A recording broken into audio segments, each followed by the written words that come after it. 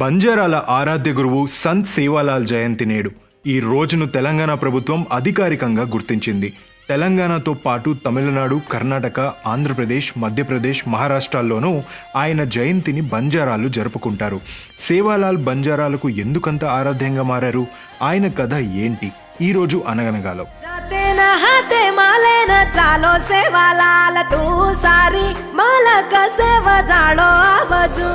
1739 ఫిబ్రవరి 15న అనంతపురం జిల్లా రామ్జీ నాయక్ తాండాలో భీమా నాయక్, ధర్మనీదేవి దంపతులకు జన్మించారు. వీరి పూర్వీకులు రాజస్థాన్కు చెందిన వాళ్ళు. సేవాలాల్ తాత రామ్జీ రాథోడ్ రాజస్థాన్లోని చిత్తోర్గఢ్ నుంచి ఇక్కడి వలస వచ్చి స్థిరపడ్డారు. సంత్ సేవాలాల్లో చిన్నప్పటి నుంచే సేవాగుణం ఉండేది. తల్లి తన కోసం పంపిన ఆహారాన్ని ఆకలితో ఉన్న వాళ్లకు ఇచ్చేవారు. ఇక సేవాలాల్ పెరిగి పెద్దవుతున్న కొద్దీ ఆయన సేవాగుణం, బోధనలు కూడా పెరిగాయి. కొంతకాలానికి వాళ్ళు మహబూబ్ నగర్ వలస వెళ్ళగా మళ్ళీ తక్కువ కాలానికి తిరిగి హైదరాబాద్ చేరినట్లు తెలుస్తోంది.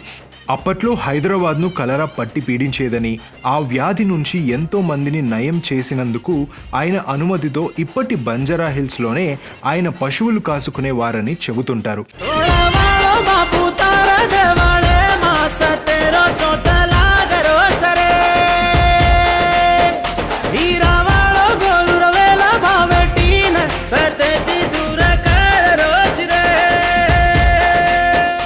ఇక నిజాం రాజే సేవాలాల్ పెయింటింగ్ గీయించారట.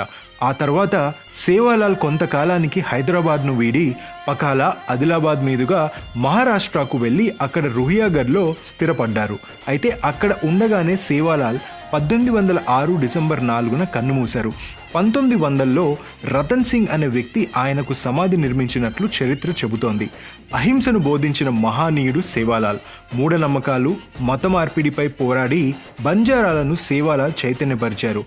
ఈ క్రమంలో ఎన్నో తాండాలను అభివృద్ధి చేశారు.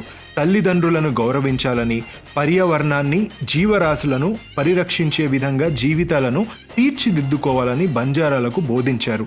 ఆయన మహిమలకు సంబంధించి కూడా ఎన్నో కథలు ఉన్నాయి. బంజారాల ఆత్మగౌరవం కోసం ఆయన ఎంతో కృషి చేశారు. అందుకే ఆయనను ఆరాధ్య దైవంగా కొలుస్తారు.